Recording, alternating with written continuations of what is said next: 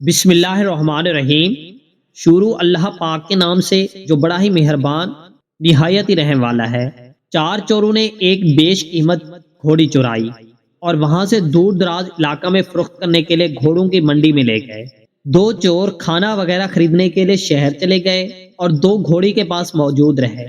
اتنے میں ایک اجنبی شخص وہاں آیا اور اپنی گٹھڑی زمین پر رکھ کر بولا، مجھے اس گھوڑی کی چال سوار ہو کر دیکھ لینے دو، اگر پسند آئی تو میں خرید لوں گا۔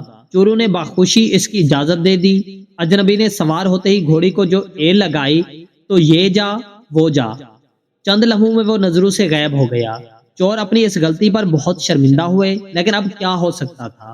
اتنے میں ان کے ساتھی چور جو شہر سے کھانا وغیرہ لینے گئے تھے واپس آ گئے۔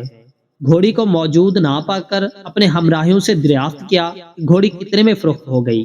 انہوں نے کہا کہ جتنے میں خریدی تھی، اور گٹھڑی کی طرف اشارہ کر کے بولے کہ نفع یہ پڑا ہوا ہے۔